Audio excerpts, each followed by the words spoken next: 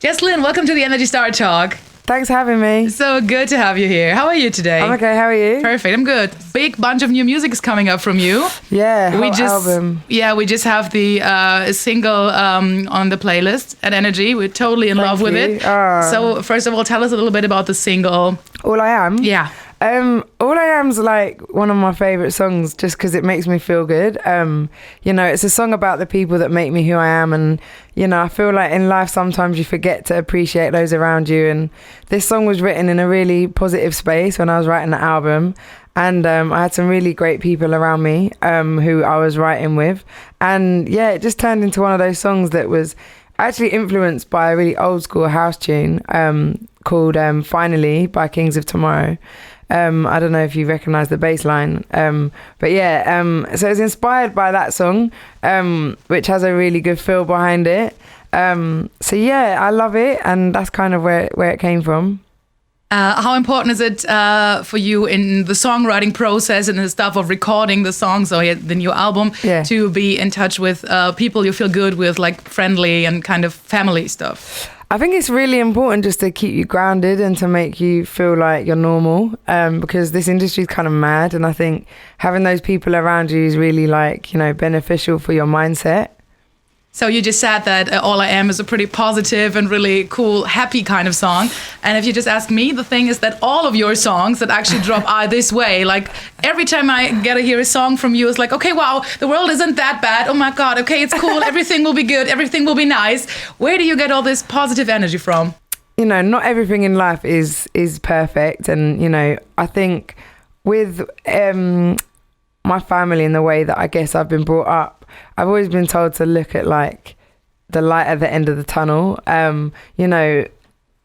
Shit happens, but without hope, what's the point? So I always kind of like, when I'm writing music, I do have dark moments, and especially on this album, I think that it is probably the most vulnerable I've been, and probably it will be different for people to hear me, I guess, in that light. But I guess I always like to find the hope and the answer in something negative, just because I think if you leave it on a bad note, it's never a good sign. You know what I mean? It's kind of like you're leaving it for doom. So yeah, I guess I like to look at the hope in situations and to know that everything will be all right in the end.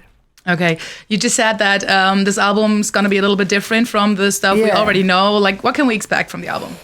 This album for me is just, it's definitely a little bit more raw and honest. It's very intimate in the way that it sounds, and also with the lyrical content. I've been on a kind of a mad journey since the first album, and, a lot of highs, some lows as well. And, through my relationships, through my emotional state. And I feel like this whole journey's been a massive part of me accepting myself for who I am. And, I think it's, the message of the album is really beautiful, and I think it's just definitely honed in on a lot of the struggles that I've had, and I guess on the first record it was a lot more upbeat and a lot more kind of positive in a way, but yeah, I guess this is positive just in a different way. So it's called Always in Between, the new album. This sounds a little bit to me like refusing to be just like, putting in somebody in a drawer, or like always being this one or that one, like black or white. Yeah. Is it that way, or what do you want to say with this title?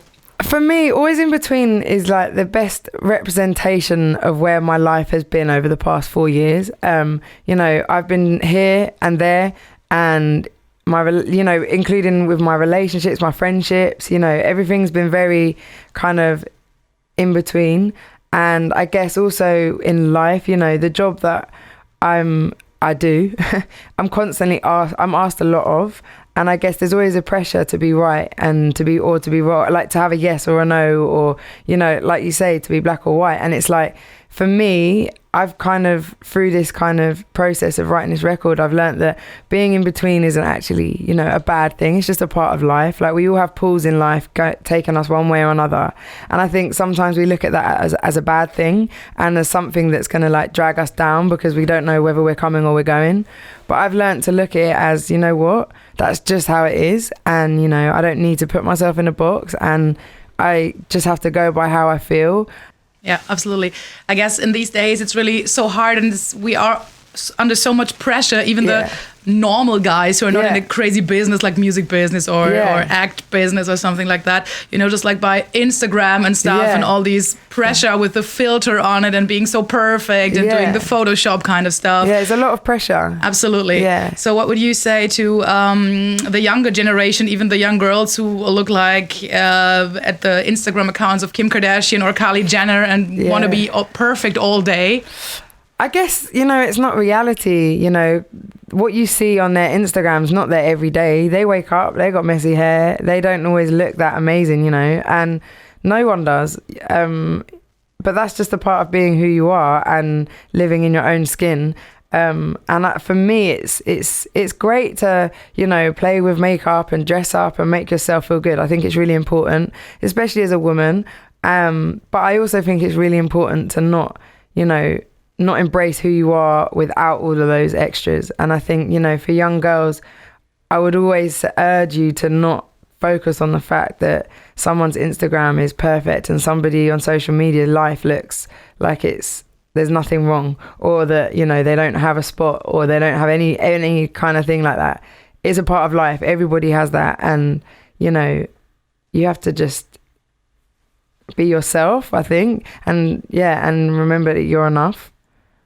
So you will be on tour with Always in Between as well. Yeah, and we were so looking forward to have you here in Germany back then. Yeah, I'm coming. I've just seen there a couple of dates where you're here in Germany. So speaking of tour again, do you have a ritual you do every time before going on stage, like doing a prayer or singing a song or maybe watching a TV series? I don't know. Usually before I go on stage, my things, I get ready. I like to be kind of in my own space.